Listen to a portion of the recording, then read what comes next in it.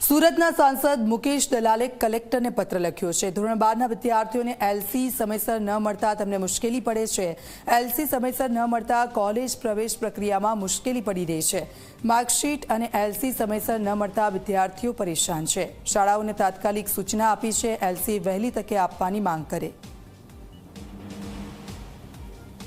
मैं शिक्षण मंत्री ने कलेक्टर ने पत्र लखीने एक ताकीद करी है कि ओरिजिनल स्कूल सर्टिफिकेट और ओरिजिनल मार्कशीट की नकलो विद्यार्थीओं ने ताकीदे उपलब्ध करवामां आवे, जेथी तेना आधारे बीजा दस्तावेजों मेळवीने कॉलेज में एडमिशन की प्रक्रिया झड़पथी शरू थई शके अथवा कोई बोनाफाइड सर्टिफिकेटना आधार पर कि अन्य कोई दस्तावेजना आधार पर ते लोकोने आवकना दाखला, जातिना दाखला, नॉन क्रिमिनल सर्टिफिकेट इश्यू करवामां आवे, जेथी कॉलेज में एडमिशन की प्रक्रिया विलंबाई नहीं और झड़पथी पूर्ण थाय।